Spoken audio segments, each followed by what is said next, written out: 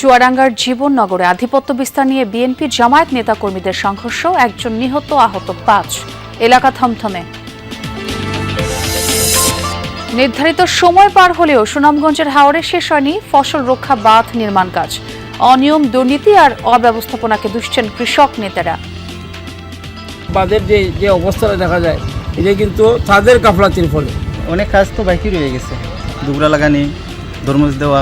দুর্নীতি দুর্বৃত্তায়নের কারণেই কিন্তু হাওরে এই বাঁধগুলা একদম দুর্বল হয়েছে। জাটকা সংরক্ষণে দেশের অভয়াশ্রমগুলোতে মাছ ধরায় 2 মাসে নিষেধাজ্ঞা শুরু। দ্রুত খাদ্য সহায়তা বিতরণ ও ঋণের কিস্তি বন্ধ রাখার দাবি জেলেদের। আমরা 2 মাস অভিযান 2 মাস পর ছাড়া তো গাঙ্গে যাওয়া যাবে। সমিতিগুলি যদি বন্ধ করে দিতে এই 2 মাসের লিগে, তাহলে আমাকে একটু ভালো হতো। যে বরাদ্দ চাল দেওয়া হয়, চালটা যেন তাড়াতাড়ি দেওয়া হয়।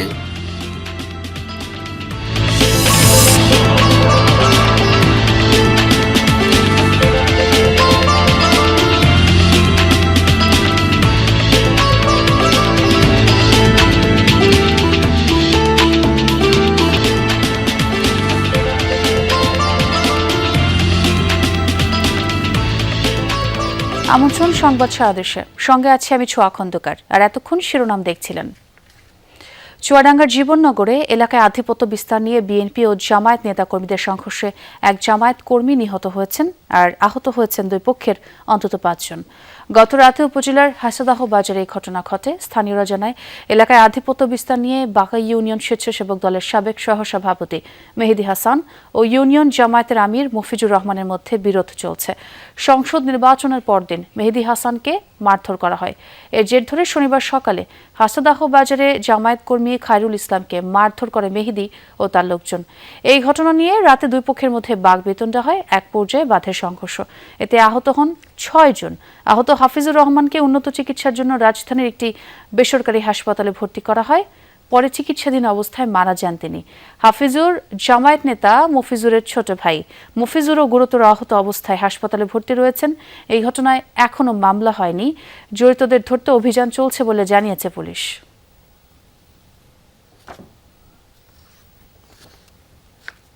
দর্শক, আমরা একটু চুয়াডাঙ্গায় যেতে চাই। আমার সহকর্মী জিসান আহমেদ সেখানকার আপডেট আমাদের জানাবেন। জিসান, নিহত যিনি হয়েছেন তার মরদেহ কি স্থানান্তর করা হয়েছে কিনা এবং যারা আহত হয়েছেন 5 জন, তাদের কি অবস্থা? নিহত হাফিজুর রহমানের মরদেহ এখনও চুয়াডাঙ্গা সদর হাসপাতালের মর্গে রাখা হয়েছে এবং মর্গে তার ময়না তদন্তের কার্যক্রম চলছে। মর্গের বাইরে জামায়াতের জেলা এবং উপজেলা এবং ইউনিয়ন পর্যায়ের বিভিন্ন নেতাকর্মীরা অবস্থান নিয়েছেন এবং তারা মরদেহ, যেহেতু মর্গে আইনি প্রক্রিয়া শুরু হয়েছে, এজন্য আসলে তারা কিন্তু অপেক্ষমান রয়েছেন। এখনো পর্যন্ত আমরা যেটা জেনেছি যে আহত যারা রয়েছে, অর্থাৎ এই হাফিজুর রহমানেরই যিনি ভাই, তিনি বাঁকা ইউনিয়ন জামায়াতের আমির মফিজুর রহমান, তিনিও আশঙ্কাজনক অবস্থায় রাজধানী ঢাকার একটি বেসরকারি হাসপাতালে চিকিৎসাধীন রয়েছেন এবং বিএনপির যেই 2 থেকে 3 জনের আহত দাবি করা হচ্ছে, তাদের অবস্থা বলা যায় যে কিছুটা উন্নতির দিকে এবং প্রাথমিক চিকিৎসা শেষে তাদের উপজেলা স্বাস্থ্য কমপ্লেক্সে ভর্তি রাখা হয়েছে। পুলিশ যেটি জানিয়েছে যে এই ঘটনায় আহত যে 2 জন বিএনপির কর্মী রয়েছে, তাদেরকে পুলিশ হেফাজতে রাখা হয়েছে। এখনো পর্যন্ত যেহেতু মামলা হয়নি এবং পুলিশের পক্ষ থেকে যেটি জানানো হয়েছে যে এই ঘটনায় যারা জড়িত কিংবা সন্দেহভাজন যারা রয়েছে, তাদের ধরতে পুলিশ অভিযান শুরু হয়েছে। জামায়াতের নেতারা আমাদের সাথে কথা বলেছিলেন। চুয়াডাঙ্গা 2 আসনের সংসদ সদস্য এবং জেলা জামায়াতের আমির রুহুল আমিন, তিনি সাংবাদিকদের সাথে কথা বলেছিলেন এবং তিনি বলছিলেন যে এই ঘটনার সুষ্ঠু বিচার হোক এবং তিনিও আসলে তেমনটি দাবি করেছেন। একই সাথে একটি বিষয় জানিয়ে রাখতে চাই যে এই ঘটনার প্রেক্ষিতে চুয়াডাঙ্গার জীবননগরে উপজেলা জামায়াতের উদ্যোগে একটি বিক্ষোভ মিছিল বের করা হয়েছিল কিছুক্ষণ আগেই আমরা খবর পেয়েছি। এছাড়া কিন্তু বিভিন্ন কর্মসূচির মধ্যে রয়েছে ঢাকাতেও কেন্দ্রীয় জামাতের আয়োজনে বিক্ষোভ মিছিলের আয়োজন করা হয়েছে। এখনো পর্যন্ত পরিস্থিতি যেটা রয়েছে, প্রশাসনের পক্ষ থেকে দাবি করা হয়েছে যে এখনো পর্যন্ত পরিস্থিতি অনেকটাই স্বাভাবিক এবং এলাকায় থমথমে পরিস্থিতি বিরাজ করছে। সেই হিসেবে অতিরিক্ত পুলিশ মোতায়েন করা হয়েছে। তো যেটা বলা যায় যে আসলে পরিস্থিতি স্বাভাবিক রয়েছে। অনেক ধন্যবাদ আপনাকে। নির্ধারিত সময় পার হলেও সুনামগঞ্জের হাওরে শেষ হয়নি ফসল রক্ষা বাঁধ নির্মাণ কাজ। নীতিমালা অনুযায়ী ২৮ ফেব্রুয়ারির মধ্যে কাজ শেষ হওয়ার কথা থাকলেও অধিকাংশ জায়গায় এখনও শেষ হয়নি মাটি ফেলার কাজ। বাঁধের কাজে অনিয়ম, অব্যবস্থাপনা আর দুর্নীতিকে দুষছেন কৃষক নেতারা। দেরিতে বাঁধ নির্মাণ হলে বাঁধের স্থায়িত্ব নিয়েও প্রশ্ন তুলছেন তারা। ঝুঁকির মুখে ফসল নিয়ে শঙ্কায় কৃষক। দিগন্ত বিস্তৃত ফসলের মাঠ, বাতাসে দোল খাচ্ছে কৃষকের স্বপ্ন। আর কদিন পরই হাওরের বুক জুড়ে থাকা ধান উঠবে কৃষকের গোলায়। তবে এর মাঝেও আছে ফসল হারানোর শঙ্কা। আগাম বন্যা ও পাহাড়ি ঢল থেকে সুনামগঞ্জের বোরো ফসল রক্ষায় প্রতি বছর অস্থায়ী বাঁধ নির্মাণ প্রকল্প নেওয়া হয়। তাতে বরাদ্দ দেয়া হয় শত শত কোটি টাকা। এবারও ব্যতিক্রম নয়। 2025 সালের 15ই ডিসেম্বর শুরু হওয়া এই প্রকল্পের অধীনে 718টি বাঁধ নির্মাণে বরাদ্দ দেয়া হয়েছে 148 কোটি টাকা। বিল ফাইলে কাজের গতি আমরা নির্বাচনের আগেই কাজ শেষ করে ফেলাইলাম। বিল না ভাবাতে ওই টাকাদারও তো সবের টাকা দেয় না, ওই টাকা খুঁজতে খুঁজতে ওই কাজের আর কমে আইতেছে। তবে নীতিমালা অনুযায়ী 28 ফেব্রুয়ারির মধ্যে বাঁধের কাজ শেষ হওয়ার নির্দেশনা থাকলেও সম্পূর্ণ হয়নি একটি বাঁধের কাজও। হাওর ঘুরে দেখা যায় কোথাও কেবল শুরু হয়েছে মাটি ফেলার কাজ, এখনও বাকি কম্প্যাকশন, কার্পেটিং, ঘাস লাগানো সহ অন্যান্য আনুষঙ্গিক কাজ। তারা এখানে একটা গাফলতি করার ফলে আজকের এই যে বাঁধের যে অবস্থাটা দেখা যায়, এটা কিন্তু তাদের গাফলাতির ফলে। অনেক কাজ তো বাকি রয়ে গেছে, দুগুলা লাগানি, তরমুজ দেওয়া আর ফিনিশিং করা। ঘরে লাগাইব খরানো ফাগলুমে খরানো একটা দুবার টিকতো না মারিয়ে দেবো, হারা তো সমস্যা না, হারা বিল উড়াই পাবো দেবো। বাঁধের কাজ বিলম্ব হওয়ার জন্য অনিয়ম, অব্যবস্থাপনা আর দুর্নীতিকে দুষছেন কৃষক নেতারা। সুনামগঞ্জে হাওর রক্ষা বাঁধে শুরু থেকেই অব্যবস্থাপনা, অনিয়ম এবং দুর্নীতি প্রতীয়মান ছিল। অদ্যাবধি পর্যন্ত সেটা আছে। এই দুর্নীতি দুর্বৃত্তায়নের কারণেই কিন্তু হাওরে এই বাঁধগুলা একদম দুর্বল হয়েছে। নির্বাচনের কারণে নির্মাণ কাজে বিলম্ব হয়েছে দাবি পানি উন্নয়ন বোর্ড কর্মকর্তার। জানান এরই মধ্যে 77% কাজ শেষ হয়েছে। বাকি কাজ শেষ করতে আরও 15 দিন সময়ের আবেদন করা হয়েছে বলে জানান সংশ্লিষ্ট এই কর্মকর্তা। যেহেতু আমাদের নির্বাচনের কারণে আমরা কিছু কাজ পিছিয়ে গেছিলাম, তো ইতিমধ্যে আমরা জেলা কমিটির সিদ্ধান্ত নিয়েছি এই কাজের মেয়াদ বৃদ্ধির জন্য। আমরা সেক্ষেত্রে আগামী 15 দিনের কাজের মেয়াদ বৃদ্ধির জন্য আবেদন করেছি।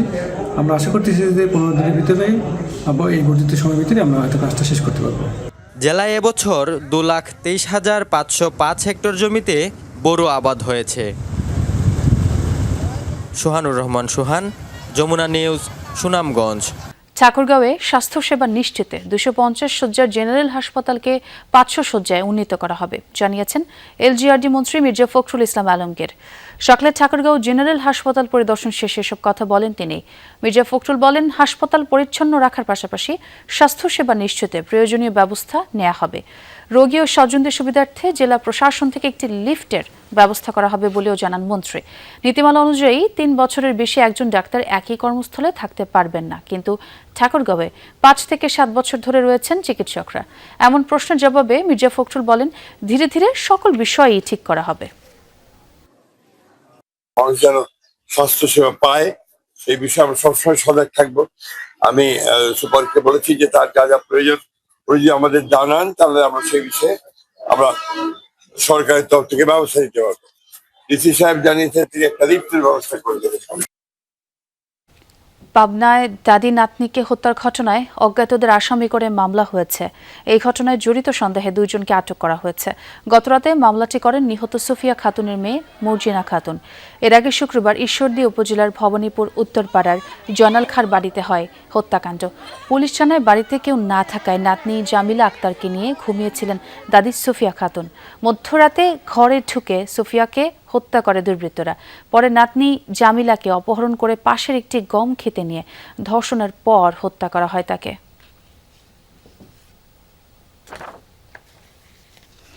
নারায়ণগঞ্জে ইটভাটার বিষাক্ত ধোঁয়ায় দিন দিন দূষণের মাত্রা বাড়ছেই। এতে শ্বাসকষ্ট সহ বিভিন্ন রোগে আক্রান্ত হচ্ছে নারী, শিশু আর বৃদ্ধরা। বিভিন্ন সময়ে অবৈধ ইটভাটা বন্ধে পরিবেশ অধিদপ্তর অভিযান পরিচালনা করলেও তা প্রয়োজনের তুলনায় কম, মনে করেন বিশিষ্টজনরা। এদিকে পর্যায়ক্রমে অভিযান পরিচালনার মাধ্যমে ব্যবস্থা নেওয়া হচ্ছে বলে জানিয়েছেন সংশ্লিষ্ট কর্মকর্তারা। নারায়ণগঞ্জের ধলেশ্বরী আর বুড়িগঙ্গার পার ঘেঁষে সারি সারি ইটভাটার উঁচু চিমনি। একদিকে এসব ভাটা যেমন যোগান দিচ্ছে আধুনিক নগরায়নের নির্মাণ সামগ্রী, অন্যদিকে নিঃশব্দে বদলে দিচ্ছে নদীর রং, বাতাসে ছড়াচ্ছে বিষাক্ত ধোঁয়া। উন্নয়নের চাকা ঘুরছে ঠিকই, তবে তার ভার বইছে প্রকৃতি। জেলার বিভিন্ন এলাকায় রয়েছে 400-র বেশি ইটভাটা, যার বেশিরভাগেরই আধুনিক পরিবেশ বান্ধব চুল্লি না থাকায় নেই পরিবেশ অধিদপ্তরের ছাড়পত্রও। অভিযোগ রয়েছে স্থানীয় প্রশাসনকে ম্যানেজ করেই চলছে তাদের কার্যক্রম। এতে শ্বাসকষ্ট সহ বিভিন্ন রোগে আক্রান্ত হচ্ছে নারী, শিশু আর বৃদ্ধরা।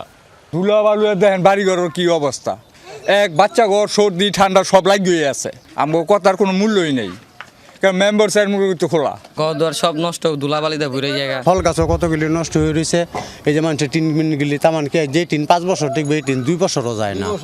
পরিবেশ রক্ষায় অবৈধ ইটভাটা বন্ধে সংশ্লিষ্ট দফতরের কঠোর হস্তক্ষেপ চান বিশিষ্টজনরা। অনেক ক্ষতি হচ্ছে, অনেক রোগব্যাধি, তারপরে জিনিসপত্র নষ্ট হচ্ছে, ফসল হয় না ক্ষেতের। নবনির্বাচিত যেই সরকার আসছে উনি এটা উদ্যোগ নিক এটা করার জন্য। ইটভাটাগুলো সিলগালাও করেছে, কিন্তু দেখা গেছে 2 দিন পরে অদৃশ্য কারণে সেই ইটভাটাগুলি চালু হয়ে গেছে। দুর্নীতিটাকে যদি রোধ না করা যায়, যদি অন্তত স্বস্তির জায়গায় এইটুকু যে আমি সৎভাবে আমার দায়িত্বটুকু পালন করব, সেইটুকু পরিবেশ অধিদপ্তর থেকে শুরু করে প্রশাসনের কেউ করছে না। আর ইটভাটার মালিকরা তো যা ইচ্ছা থাকে মাটি কাটছে, নদীর মাটি কাটছে, মানে ওইখানে ধ্বংসলীলা চালিয়ে যাচ্ছে। বিভিন্ন সময়ে অভিযান পরিচালনা করে বন্ধ করা হচ্ছে অবৈধ ইটভাটা, দাবি পরিবেশ অধিদপ্তরের কর্মকর্তার। অবৈধ ইটভাটাগুলোকে আমরা নবায়ন করতেছি না, এবং এই ইটভাটাগুলোতে আমরা প্রচুর সংখ্যক মোবাইল কোড করতেছি, এবং ইটভাটাগুলো আমরা পর্যায়ক্রমে ভেঙেও দিয়েছি বেশ কয়েকটি ইটভাটা। আমাদের যে সীমিত সক্ষমতা, আমরা চাইলেই একদিনে এই প্রচুর ইটভাটাগুলো একদিনে বিনষ্ট করে দেওয়া সম্ভব না, বা 3 মাস 6 মাসেও এটা সম্ভব না। এটার জন্য আমাদের মেসিভ প্ল্যান নিতে হবে, এটা পর্যায়ক্রমে করতে হবে। ইটভাটার ভয়াবহ দূষণ থেকে প্রাণ, প্রকৃতি ও মানুষকে বাঁচাতে উদ্যোগ নেবে সরকার, এমনটাই প্রত্যাশা জেলাবাসীর। সাইফ আহমেদ, যমুনা নিউজ। জাটকা সংরক্ষণ ও ইলিশের উৎপাদন বাড়াতে দেশের 6টি অভয়াশ্রমে 2 মাস মাছ শিকার, বেচাকেনা, মজুদ ও পরিবহনে নিষেধাজ্ঞা আরোপ করেছে সরকার। আজ থেকে কার্যকর হওয়া এই সিদ্ধান্ত বলবৎ থাকবে 30 এপ্রিল পর্যন্ত। নিষেধাজ্ঞা শুরু হওয়ায় নদী থেকে জাল, নৌকা সহ মাছ শিকারের সকল উপকরণ তীরে নিয়ে এসেছে জেলেরা। নিষেধাজ্ঞা সফল করতে রাত থেকেই নদীতে অভিযান পরিচালনা করছে মৎস্য বিভাগ ও কোস্টগার্ড। তবে জেলেদের দাবি, নিষেধাজ্ঞার কারণে 2 মাস কর্মহীন থাকতে হবে তাদের। দ্রুত সময়ের মধ্যে সরকারিভাবে বরাদ্দকৃত চাল সঠিকভাবে বিতরণের পাশাপাশি দাবি জানান 2 মাসের জন্য জেলেদের ঋণের কিস্তি বন্ধ রাখার। এদিকে খাদ্য সহায়তার পাশাপাশি ইলিশ উন্নয়ন প্রকল্পের অধীনে এবারই প্রথম জেলেদের দেয়া হবে তেল, আটা, ডাল, চিনি ও আলু। নৌকার মেশিন যা সব উঠে লিয়ে গেছি। আমরা 2 মাস অভিযান দিয়েছি, 2 মাস পর ছাড়া তো গাঙ্গে যাওয়া যাবে না। সমিতিগুলি যদি বন্ধ করে দিতে এই 2 মাসের লিগে, তাহলে আমাকে একটু ভালো হতো। এই মাসের ভিতরেই আমাদের জেলেদেরকে যে বরাদ্দ চাউল দেওয়া হয়, চাউলটা যেন তাড়াতাড়ি দেওয়া হয়। জুয়েল, 2 মাসের নিষেধাজ্ঞা দেয়া হলো, এটি কার্যকরে প্রশাসনের তৎপরতা কেমন দেখলেন এবং জেলেরা কি বলছেন?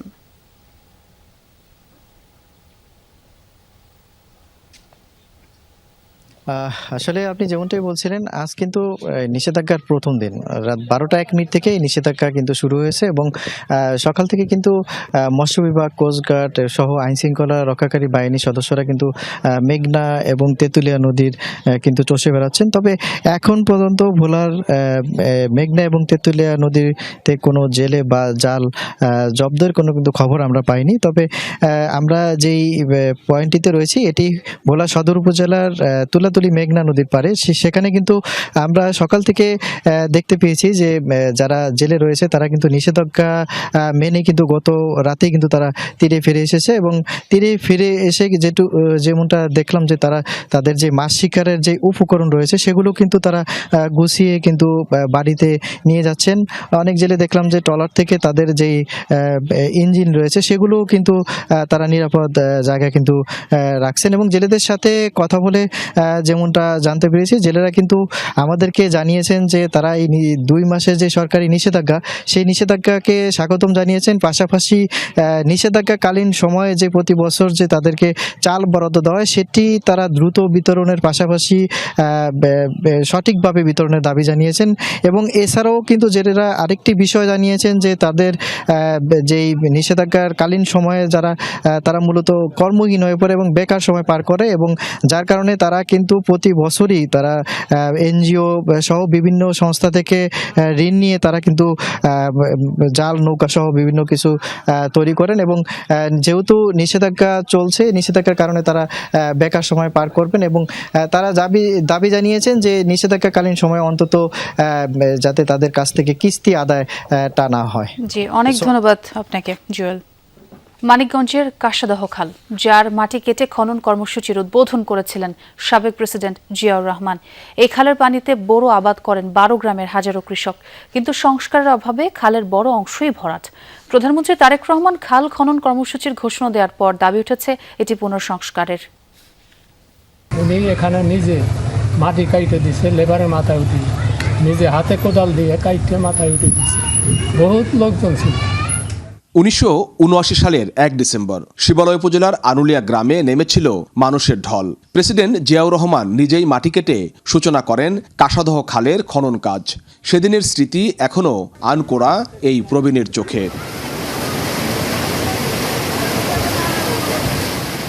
যমুনা নদী থেকে কাশাদহ পর্যন্ত 5 কিলোমিটার দীর্ঘ এই খাল, যা এলাকার কৃষিকাজের পানির অন্যতম উৎস।